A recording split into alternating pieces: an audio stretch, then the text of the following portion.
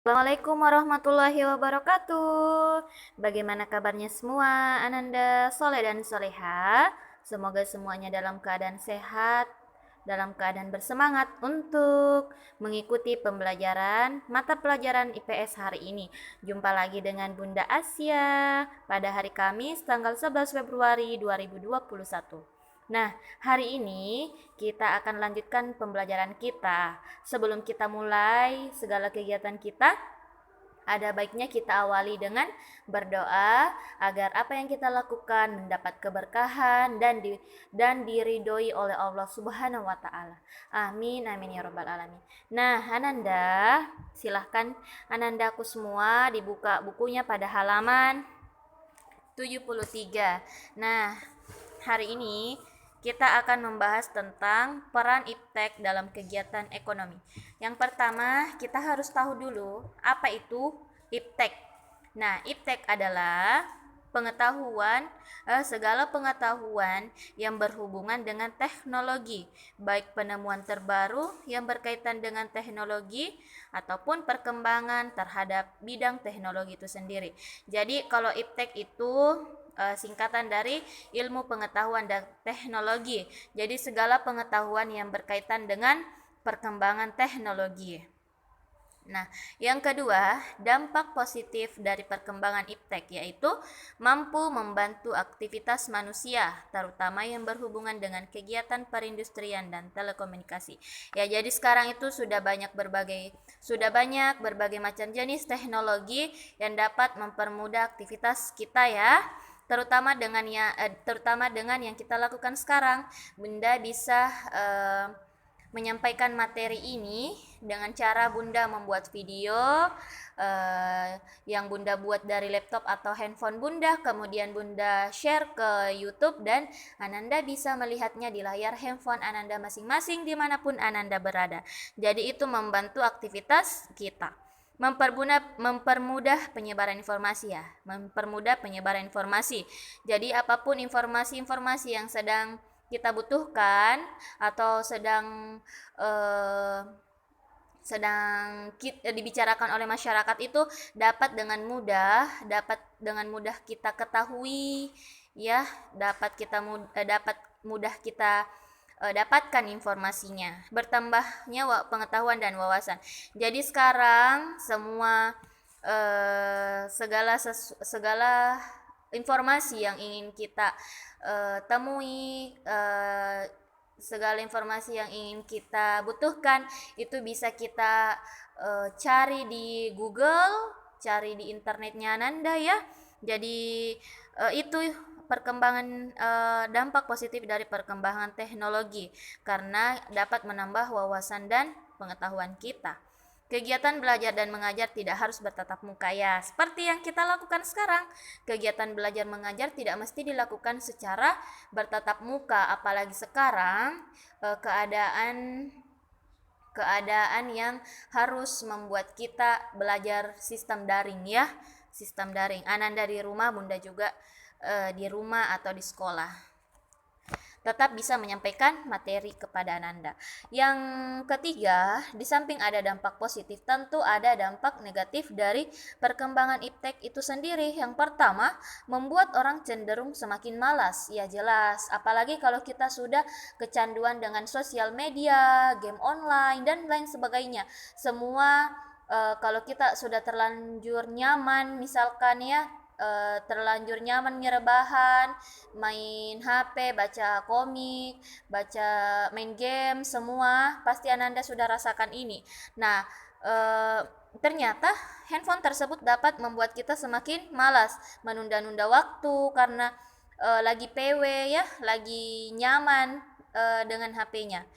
Yang kedua, memengaruhi pola pikir ya, tentu mempengaruhi pola pikir kita karena terlalu banyak menggunakan penggunaan handphone tadi atau teknologi lainnya. Merusak moral ya, di handphone tersebut tentu banyak hal-hal yang dapat Ananda dapatkan, baik itu positif maupun negatif. Jadi Ananda harus pintar-pintar menyaring atau memilah apa yang baik untuk Ananda dan yang buruk untuk Ananda, karena itu akan dapat merusak moral moral, merusak kepribadian Ananda, merusak perilaku sikap Ananda, yaitu dapat membuat dampak negatif kepada kita. Menghilangnya budaya tradisional ya. Dulu pada saat belum ada handphone, Ananda belum mempunyai handphone, Ananda masih bermain bersama teman-temannya dengan permainan tradisional. Tapi sekarang Ananda sudah mempunyai handphone masing-masing, Ananda lebih nyaman menggunakan handphone, bermain game di handphone tersebut, sehingga sudah melupakan budaya tradisional seperti permainan tradisional yang biasa Ananda lakukan sejak kecil. Kemudian menimbulkan kerusakan alam ya, menimbulkan kerusakan alam. Jadi perkembangan teknologi juga itu memberikan dampak terhadap kerusakan alam yang ada di lingkungan kita, di lingkungan sekitar kita. Jadi Ananda harus memilah yang mana baik, yang mana buruk untuk Ananda ya. Jadi penggunaan handphonenya harus lebih dikontrol lagi, jangan terlalu banyak bermain handphone karena tentu dapat memberikan dampak yang buruk untuk Ananda, walaupun dampak positifnya juga ada. Jadi harus dikontrol penggunaannya. Peran iptek dalam menunjang kegiatan ekonomi. Ya, jadi mohon maaf ya karena ternyata di HP-nya Bunda ini peran iptek dalam menunjang kegiatan ekonomi itu tidak tampil ya, tidak tampil di layar HP-nya Bunda. Padahal pada saat pembuatan PowerPoint ini ada di sini, di peran iptek itu ada yang Bunda tampilkan, tapi ternyata pada saat Bunda buka di HP gambarnya tidak ada. Jadi silahkan saja dibuka pada halaman 74 karena Bunda akan membahas tentang peran iptek dalam menunjang kegiatan ekonomi. Ya, jadi sudah kita pelajari bahwa kegiatan ekonomi itu ada produksi, distribusi, dan konsumsi. Nah, dari sisi produksi, ternyata peran iptek itu dapat membantu kegiatan ekonomi, misalnya berkaitan dengan kemajuan mesin-mesin produksi. Kemajuan teknologi tersebut akan meningkatkan produktivitas industri ya. Jadi kemajuan mesin-mesin yang digunakan oleh perusahaan untuk memproduksi barang itu terjadi peningkatan. Jadi dapat meningkatkan produktivitas atau kualitas barang atau jasa yang akan ditawarkan nantinya. Ya, jadi akan meningkatkan produktivitas industrinya atau produksi dari barang atau jasa tersebut. Yang kedua, dari sisi distribusi. Nah, kemajuan iptek akan mempermudah pemesanan hingga pengiriman barang. Nah, sekarang distribusi barang itu sudah bisa dilakukan secara online, pembelian barang juga bisa dilakukan secara online. Jadi itu pembeli dapat memesan secara langsung kepada penjual bahkan pada pabrik. Distribusi barang pun dapat dilakukan berkat kemajuan teknologi ya, seperti tracking atau pelacakan barang melalui teknologi ya. Kalau sekarang biasa kita pesan di Shopee kah, di mana, di Tokopedia, di tempat pembelian barang online. Nah, kita dapat melacak barang kita apakah sudah di mana pengiriman barang tersebut. Apa di Jakarta atau sudah ada di Makassar atau ternyata sudah dalam perjalanan ke rumahnya ya. Jadi kita dapat melacak pembelian barang yang kita lakukan atau pendistribusian barang yang perusahaan lakukan. Nah, selanjutnya dari sisi konsumsi, kemajuan teknologi membuat pembeli makin mudah mencari dan memesan barangnya. Jadi kalau sekarang itu perkembangan online shop itu sangat meningkat karena kita dapat membeli dan menjual barang secara online. Tidak perlu lagi ke toko, tidak perlu lagi ke mall, tidak perlu lagi ke pasar, walaupun sebenarnya lebih bagus langsung melihat barang atau melihat barang yang ingin kita beli, supaya tidak kecewa ya. Biasa ekspektasi pada barang online itu terlalu tinggi dan ternyata pada saat barang tersebut datang bisa membuat kecewa karena tidak sesuai dengan apa yang kita lihat di handphone. Selanjutnya, peran kewirausahaan dalam membangun ekonomi Indonesia. Ya, kewirausahaan adalah kemampuan yang dimiliki seorang pengusaha atau pebisnis untuk menggabungkan seluruh faktor produksi yang ada dengan sebaik-baiknya. Ya, jadi kewirausahaan itu seorang pengusaha atau pebisnis yang cerdas, dapat kreatif, idenya banyak karena dapat menggabungkan seluruh faktor produksi ya. Masih ingat apa saja faktor produksi? Ya, ada modal, tanah, lahan, tenaga kerja ya. Jadi seorang wirausaha itu luas wawasannya, luas pengetahuannya karena dapat menggabungkan kesemuanya. Dia mencari orang yang ahli di bidang ini untuk diajak bekerja sama membuat suatu produk atau suatu barang yang sudah direncanakan. Ya, jadi wirausaha itu mempunyai inovasi yang bagus, mempunyai ide-ide yang bagus, karena kreatif menggabungkan seluruh faktor produksi untuk barang atau jasa yang akan dibuat.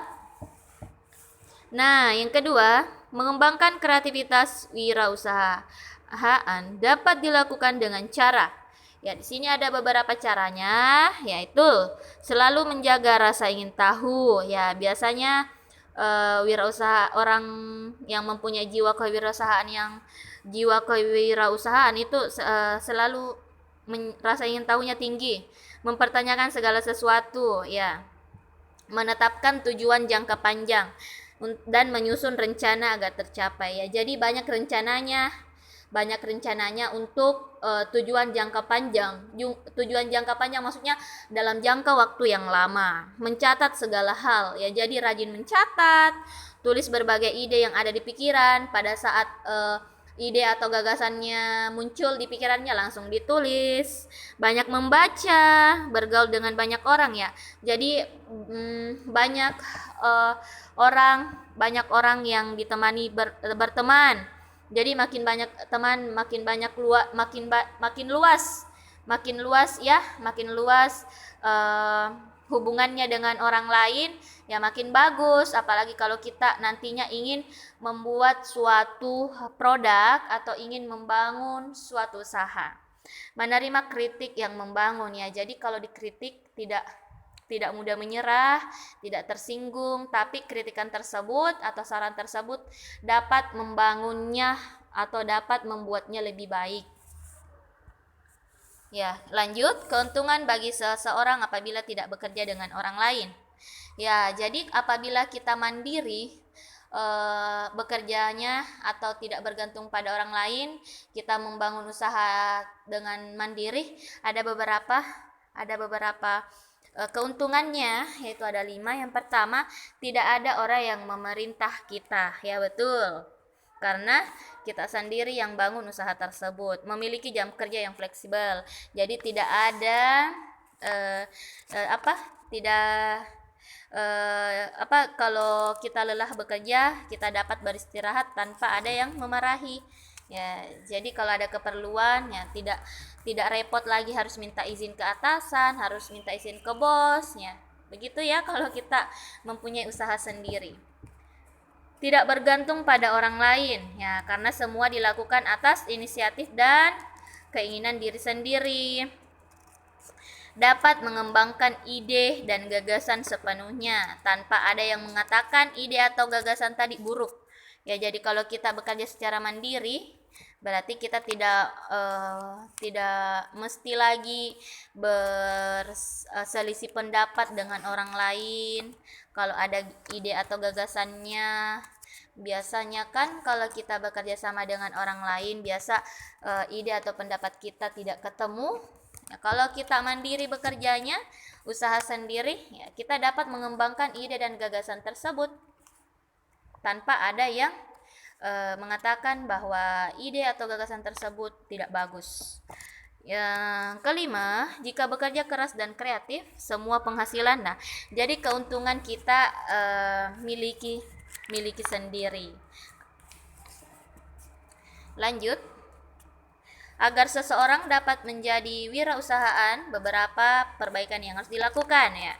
Bagi anandaku, calon-calon wirausaha atau pebisnis yang hebat nantinya, nah ini ada beberapa yang harus diperbaiki sejak dini ya, sejak dini. Yang pertama, mengembangkan daya visi.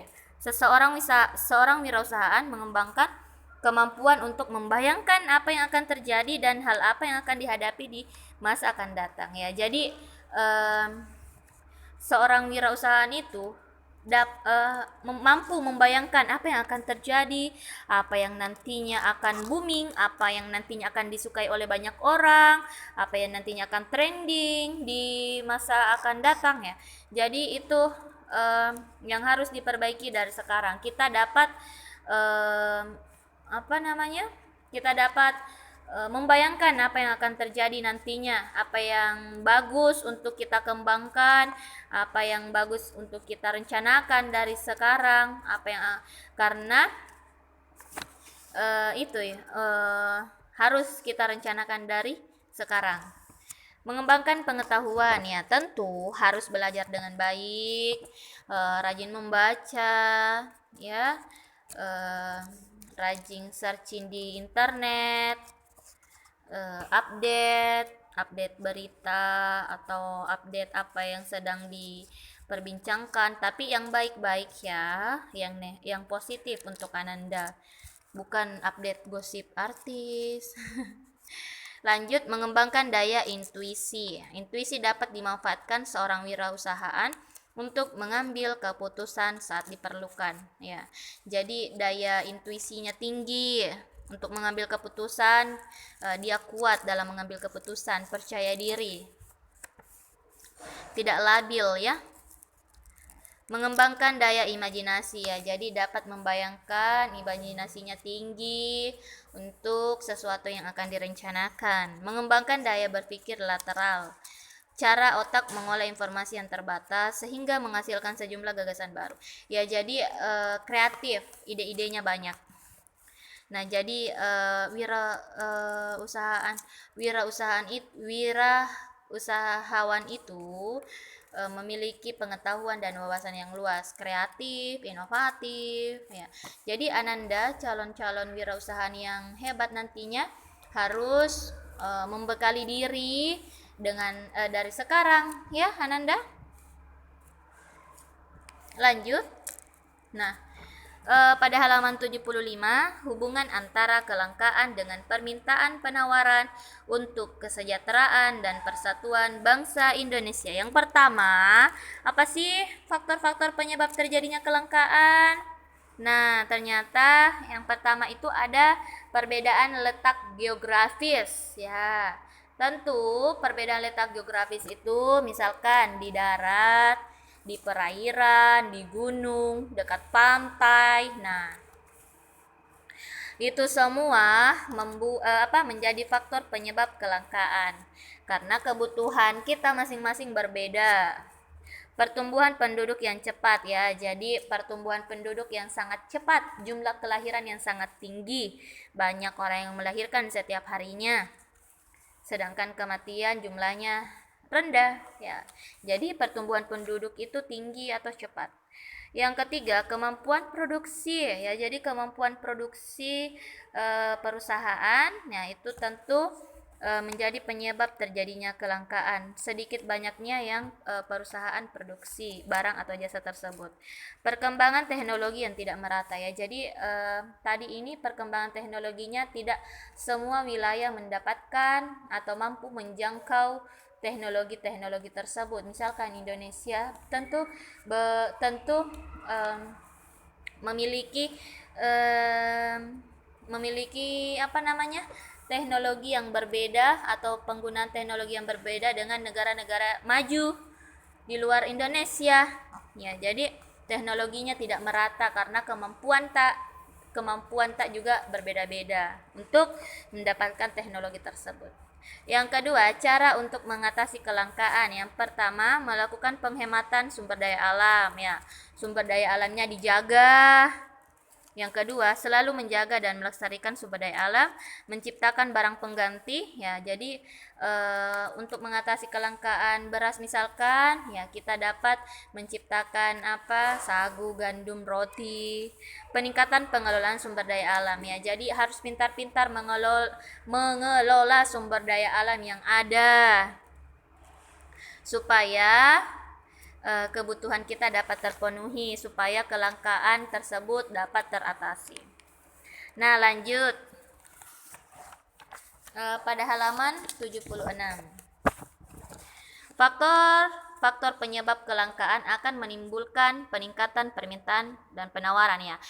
Tadi ya Bunda sudah sebutkan apa saja faktor-faktor penyebab kelangkaan. Nah, faktor-faktor penyebab kelangkaan tersebut ternyata dapat menimbulkan peningkatan permintaan ataupun penawaran. Nah, misalkan ya, daerah atau wilayah yang membutuhkan barang dan jasa tertentu akan mencari dan meminta barang dan jasa yang dibutuhkan. Oleh karena itu, terjadilah konektivitas antar ruang bagi kedua daerah yang saling membutuhkan barang dan jasa. Misalkan di daerah perkotaan membutuhkan beras, ya jadi tentu beras tersebut dapat ditemui di daerah pedesaan yang banyak sawahnya. Ya, jadi kalau pedesaan apa kebutuhannya? Ya, mungkin saja ada di perkotaan ya. Jadi mereka bisa saling mencari. Jadi ada hubungan antara kebutuhan di pedesaan dan perkotaan, ada hubungan antara permintaan dan penawaran antar wilayah yang satu dengan wilayah yang lain, antar daerah yang satu dengan daerah yang lain. Biasanya permintaan dan penawaran itu terjadi di pasar ya, karena di pasar sudah banyak tersedia barang atau jasa yang kita inginkan atau yang kita butuhkan. Nah, pasar menjadi tempat yang dapat menyerap tenaga kerja dan mengurangi pengangguran. Ya, pasar tenaga kerja misalkan ya, pasar tenaga kerja misalkan job fair yang biasa dilaksanakan, para perusahaan berkumpul di suatu tempat melakukan penawaran pekerjaan. Kita para pencari tenaga kerja bisa membawa berkas dokumen-dokumen kita untuk untuk melamar pekerjaan atau perusahaan yang sudah ada yang sesuai dengan keahlian kita, yang persyaratannya dapat kita penuhi atau kita memenuhi persyaratan untuk mendaftar di perusahaan tersebut. Nah, proses distribusi antar wilayah menjadi sangat penting pada interaksi permintaan dan penawaran. Nah, proses distribusi itu pada saat perusahaan memproduksi barang kemudian akan disalurkan kepada konsumen ya. Jadi penting proses distribusi pada saat permintaan dan penawaran itu terjadi. Yang terakhir, pemenuhan kebutuhan permintaan barang dan jasa antar wilayah dapat memperkuat konektivitas antar ruang. Ya, jadi saling keterkaitan antara wilayah yang satu dan wilayah yang lain semakin tinggi karena pemenuhan kebutuhan tersebut, karena adanya permintaan dan penawaran barang antar wilayah. Ya, jadi Ananda untuk hari ini ya, Bunda sudah persiapkan materinya, silahkan disimak sampai selesai materinya. Untuk tugasnya hari ini adalah Ananda menjawab soal yang ada pada halaman 76 nomor 1 sampai nomor 40. Dikerjakan langsung dijawab di bukunya. Setelah itu kalau sudah selesai silahkan dikirimkan ke Bunda ya. Kalau pada penjelasan Bunda tadi ada yang ingin dipertanyakan, silahkan bertanya kepada Bunda di Japri Bunda ya. Dan jangan lupa untuk mengisi daftar atau mengisi kehadiran Ananda pada video ini. Syukron Anandaku semua, tetap sehat, tetap jaga kesehatan, tetap semangat. Assalamualaikum warahmatullahi wabarakatuh.